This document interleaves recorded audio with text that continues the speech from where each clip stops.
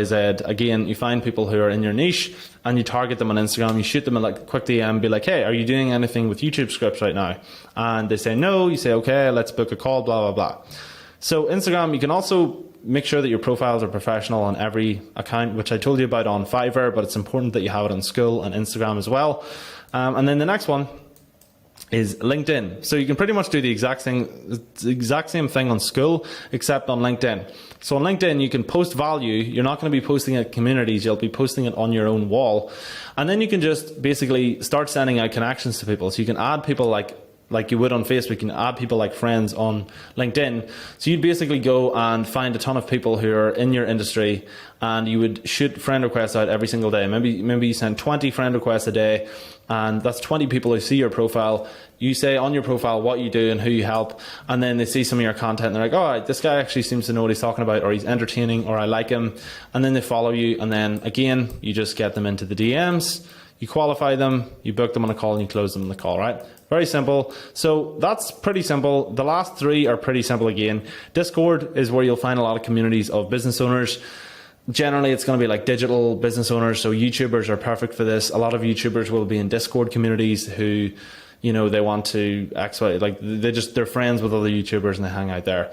So you basically post value, provide value. If someone has questions, you answer them, or you just make introductions. You just say, hey, I'm Matthew, I do this, blah, blah, blah, and I can possibly help you someday. But you don't pitch them too quickly, right? You just build up a little bit of a relationship with people, and over time you get known as the good script writer guy.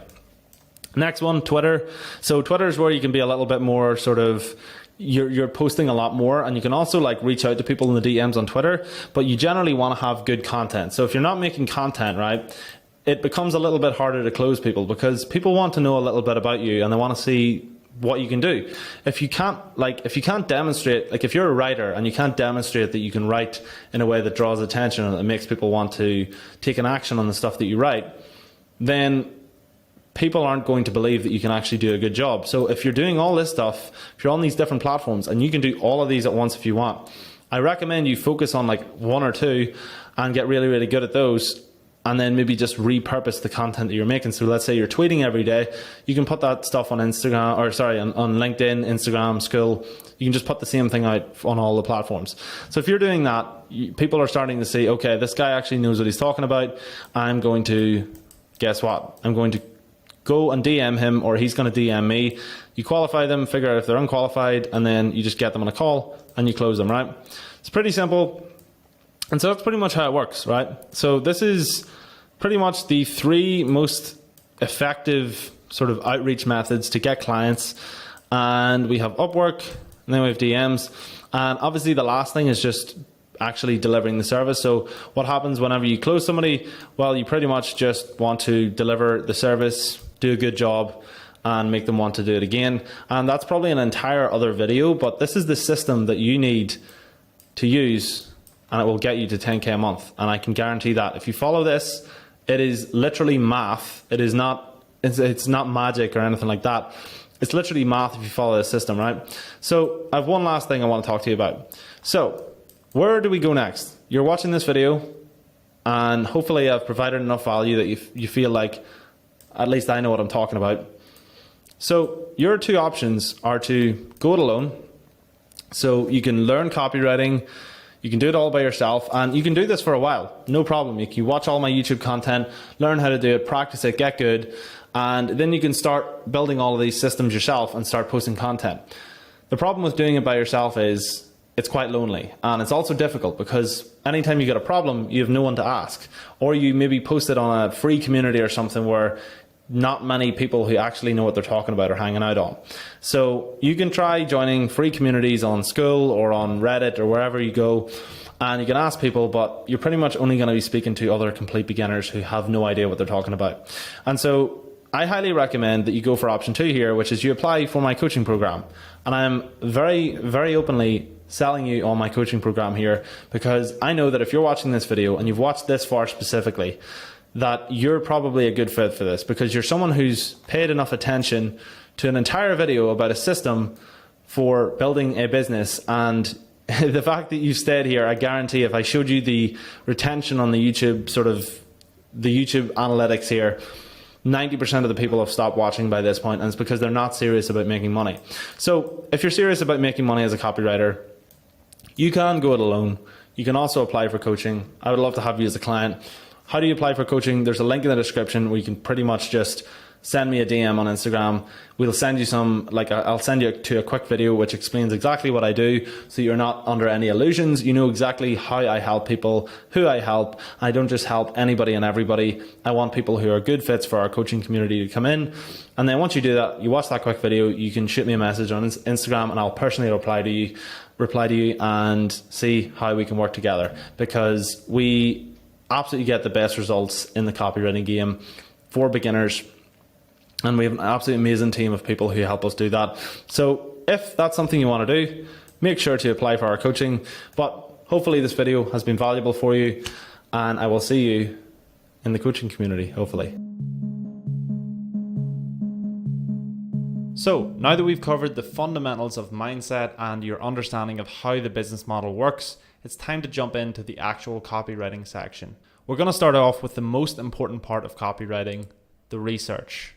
This is absolutely essential if you're a copywriter. This is literally 70 to 80% of the work you're going to do when you're writing some copy for someone, because this will teach you everything you need to know about the type of customer that you're writing for, your clients' competitors, and it'll even give you all of the ideas that you need to write the copy. So let's jump in. Okay, so in this lesson, we're going to talk about market and customer research. This is really, really important. Research is 75% of the work when it comes to copywriting. So let's just jump in. So we already discussed how important it is to give your customers value.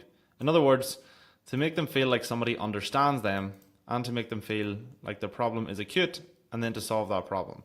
So it's very, very important to relate to your customers, and the only way to do that is through proper research. If you're trying to be lazy and not do research, your customers will not even read it, or your leads. People won't give a shit about your copy if you haven't done your research. And the only way to write copy that tells people you've done your research is to just do your research. People can see from a mile away, right? People can see from a mile away if the stuff that you're writing is just whipped up in 30 minutes because you're lazy, or if it's actually high quality. If you actually spend time on something, people can notice that difference. You know what I mean? Like I'm trying to give you an example. Like if you were to look at, you know, let's say somebody's garden, right? And one guy's garden, he spent like 600 hours perfecting it. You can see in all the little, like, there's no corners cut. Everything's absolutely perfect. He's done everything right. Whereas there's a guy that's maybe spent like 50 hours doing it, and he's tried to like patch over shitty problems in the garden, or he's tried to basically make it look good from the front, but in reality, when you dig a little bit deeper, it's dog shit. And this is essentially what most copywriters and most content creators do, is that everybody can do the making it look good part, but then when you dig in like 1 inch, and like everybody nowadays that's on social media or uses the internet has incredible bullshit detectors, because they are constantly being advertised to. And so people can tell if you haven't done your research, or if you don't give a fuck, or if your copy is low effort, people can tell that straight away, and your copy won't perform. And so it's very important to actually understand your customers' problems, and we do this through research. Now, in order to deliver this value, we can't make stuff up. This is exactly what I mean. People will go out and make content, or they'll go out and write copy, and they'll just imagine what their customer's problem is, but it's not going to perform. Like, research is so important. And research, the reason I emphasize this is because most people who do copywriting don't do the research. They're like, this is boring. They get lazy. They just think, no, if I just cram out the content, I've done the same amount of work as somebody who's just done loads of research and written the copy. It's like, no, if you don't do the research, you don't get the results. This is the most important part of writing copy, is actually understanding who you're writing it to, what problems they face, and how this product can actually solve it. If you don't understand these things, which you won't if you don't do your research, then your copy's not going to be worth anything. You're going to write shit copy for the rest of your life. You'll never be good at this, right? So you have to do your research. It's so important, and I know I'm repeating myself here. It's just so important, because most people ignore this, right? This is the most important part of copywriting. is research. It is so important. So if they see that you haven't done your research, you'll just come across as a fake and a bullshitter, and they'll immediately discredit you in their own eyes, right? Just think to yourself, how do you feel when some of these fake online ads about weight loss pop up, and you can sense from the start that the people who wrote it have absolutely no clue what they're talking about? So when you see an ad or a video and you just see that someone's completely bullshitting and bluffing through their ass, like, you feel like, fuck this guy. You don't even pay attention to it. You just immediately swipe it away, which is the worst possible thing that could happen. You don't even get the attention. Right? Attention is the most valuable currency when you're a copywriter, and most people are terrible at getting it because they don't do their research, right? And the people who wrote these ads obviously have no clue about the audience that they address the ad to, and this is why research is the most important part. It's simply because the more information we have, the better we can understand our customers or our readers. And if we can understand our customers better, they will trust us more. Trust is so important. Great research simply serves as ammunition to push their emotional buttons and get them emotionally hooked. So I'll actually add to this. Once you get to the sales part of the program, where we teach you about actually converting clients, and that is like an absolute beast of a section. Like, it is life-changing. If you learn that one thing alone, it'll be worth every penny you paid. Once we get to that section, right, I talk about whenever you take sales calls with people, you have to get to know them a little bit. Because if you don't get to know them, you don't know what their problems are, and they know that you don't really give a shit about them. So like every single call I do for anybody who wants to work with me as a high-ticket client, I make sure that like the first 30 minutes is just me asking them questions. I don't sit and tell stories about myself. I don't sit and ramble and talk shit, because they don't care about that. And if they're jumping on a call with me, they know that they're probably, that I want to make them a client of mine, right? So I want their money. And so if I want their money, I have to listen to them and actually know what their problems are. And they can tell if you don't listen to them. It's like going on a date. If you've ever been on a date and the girl or the guy sits and talks about themselves the whole time, you can tell they don't give a shit about you, and it just makes you just be like, I don't give a fuck about this person. They obviously like only want to talk about themselves, very selfish, I don't like this, and you immediately get switched off that person, right? Unless you're like desperate, maybe you'll go for them anyway. But not me. And so it's really, really important to ask questions and do your research. Constantly ask questions. And this is what research for copywriting is, essentially this in the copywriting world. Doing your research on a sales call is asking lots of questions about the person. What are your problems? Digging into those problems. Okay, you don't like your job. Why don't you like your job? How many hours a week do you work? Okay, what is it that you don't like about that? Is it the freedom you lack? Is it being told what to do? Is it this? Is it that? Really getting to know them, and the person will appreciate that you're asking these questions, because they know, okay, this guy actually gives a fuck about my problems. He's not just trying to sell me something straight away. And if I can understand what your problems are, I can help you better. It's the same with my research. If I just write shit copy and don't respect your time as a reader, you're just gonna fuck off. Like you just like you don't even want to read it. And this is like a subconscious decision. Because we get so much content put in front of our faces now, it's a subconscious decision. You just immediately make this decision. You don't even realize. You're like, oh, I don't give a fuck, I'm not reading this shit.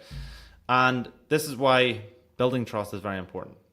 So this is why newbies make assumptions and experts make calculated decisions. People who do their research, people who are getting paid a lot of money to write copy, do their research. Newbies, people who are lazy, just make assumptions. They just write the copy and they're like, I can get 5 pieces of copy out today, I don't need to do research. No, it's just going to perform terribly. Calculated decisions equal high converting copy. And high converting copy equals more money in your pockets. All right? These calculated decisions are going to be strongly dependent on how much of a great job that they're going... these calculated decisions are strongly dependent on how much of a great job they're going to do during the research, right? It's very, very important. Calculated decisions equal high converting copy. High converting copy equals money in your pockets, right? Your research process will be divided into 2 parts. The first one is going to be customer research, and the second one is going to be product and market research. So let's just go to the first one, right? The first thing that we need to know when we start to do our research is the demographics of our customers. In other words, we want to know what age range our customers are. So if we're selling, let's say, a supplement to, let's say it's creatine or something like a fitness supplement, we want to know, like, are we appealing to like 60-year-old women here, or are we appealing to 20-year-old guys? Because based off of that single topic, right, age and gender, we're probably going to speak to those people very differently, aren't we? And if you don't know this because you haven't done your research, then you're going to speak in the wrong way and you're not going to resonate with those people. So if I speak to 60-year-old women in the way that I speak to 20-year-old guys, where it's just like, yo, what's up, you know, blah, blah, blah, they're going to be like, what the fuck is this? They're like, they don't give a shit. Whereas if you speak to them in a way that's like, hey, I know your grandson was a little bit sick this weekend, but, you know, you can use this supplement to help him get that type of shit, right?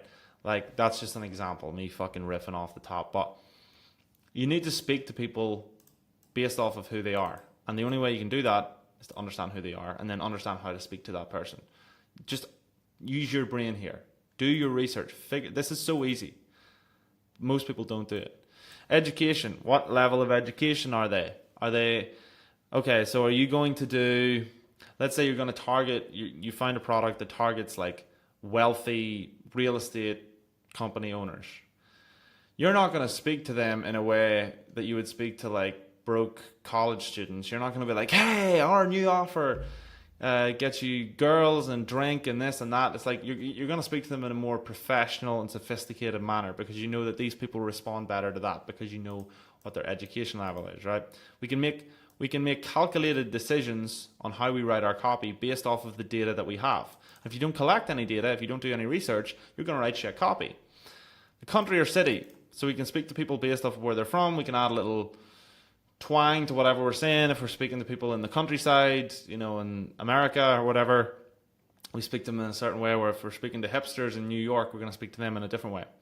Relationship status. Are you a lonely guy or are you a guy in a relationship, and do you value comfort and do you value sort of other things? You know, all of this data we're able to make decisions off because we know their relationship status. Are they divorced? Are they married? Are they single? Are they in a relationship?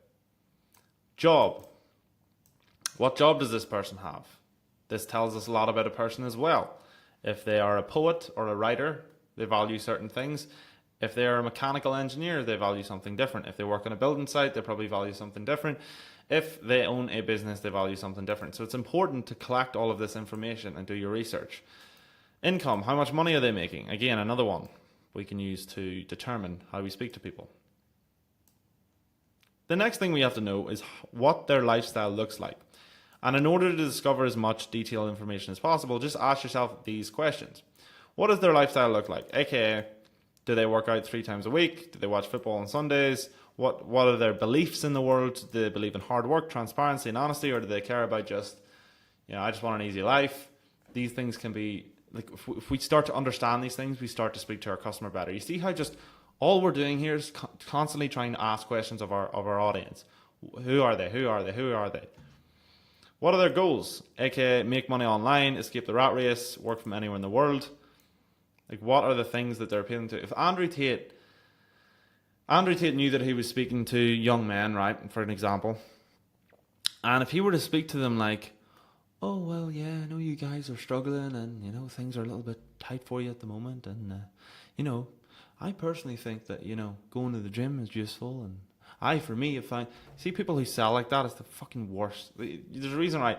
I'll break character here for a minute. I talk in these lessons in a quite it's not even like I'm not trying to be anybody. I'm just literally like, I teach you in the way that I respond to teaching, which is literally being like, this is exactly how it is, and here's examples of what it is you know, like what I'm teaching you or whatever. Like I teach my content in a way that I'm confident. I know exactly what I'm putting here on these videos. I know for a fact it's true, right?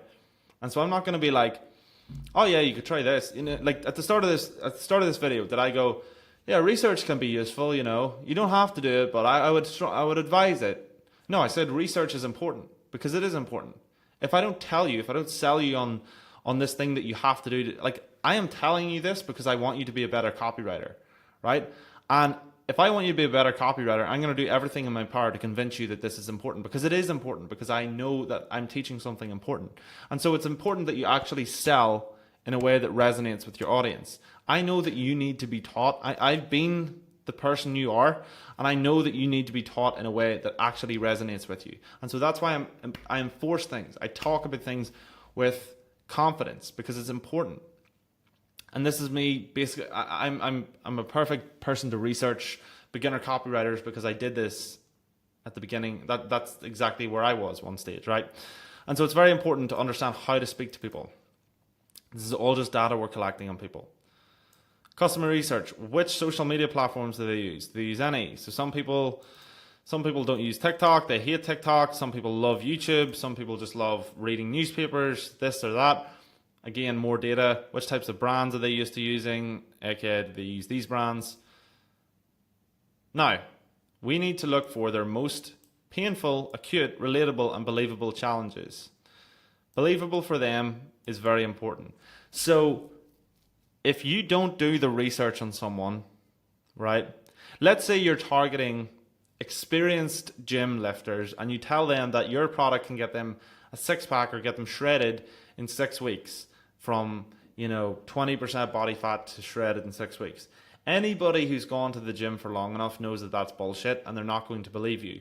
So this is why it's an important thing to actually frame your problems and solutions as believable to your target audience. And if you don't know who you're targeting, you won't know. Like, some people are more gullible than others.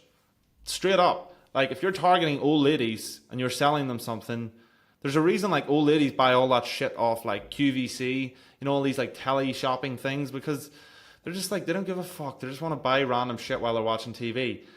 Whereas like a person like me is going to be a lot more skeptical. They're like, I don't give a fuck about this fucking paintbrush that's gonna like cure my AIDS or whatever. But it's like other people believe different things, and the only way you understand how to sell to those people is by doing your research. Who is it I'm targeting and what do they usually buy, right?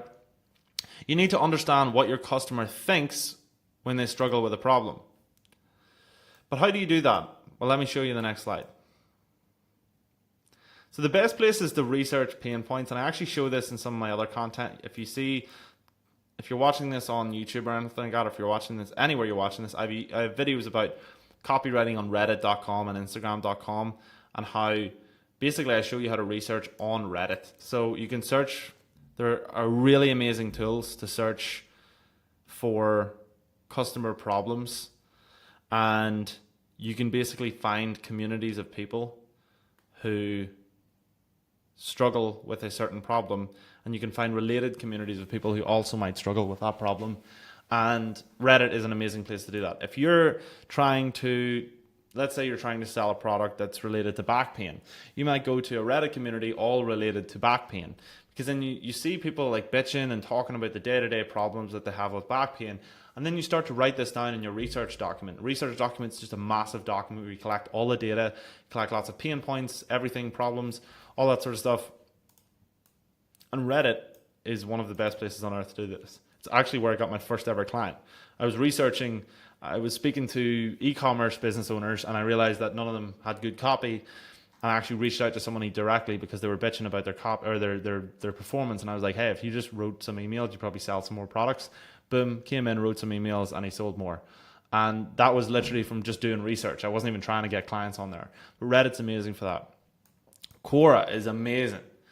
You ever go on Google and you're like, I have this problem, like my PlayStation won't turn on or this happens. And then you go on Quora and some guy asked the same question like 10 years ago. And this is where literally people will, I am presenting a problem, 100 people have the same problem, they're looking for a solution, and this is where you start to get the relatable problems that people are having and their pain points.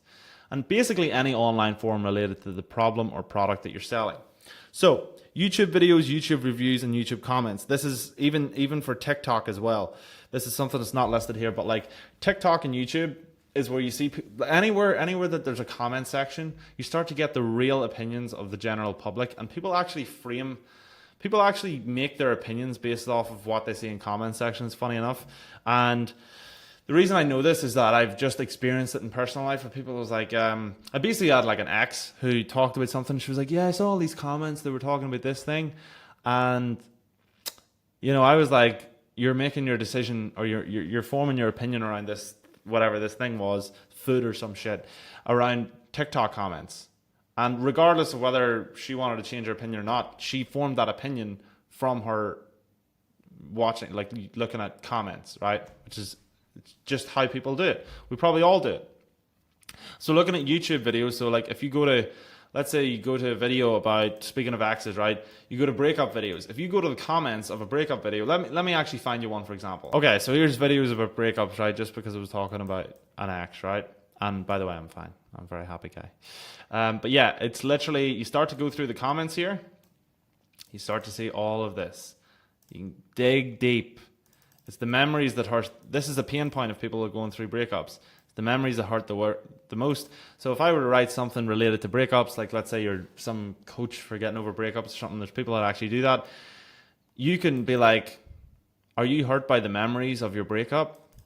What's the most difficult thing? Or you can even write a quote in your copy that's like, yeah, the memories are the worst. And then look at the comments with the most likes. This is so easy. Like you can just see pain points based off of like the numbers. Let's say, what's the hardest? There's losing your best friend too. This could be a quote on your copy, right?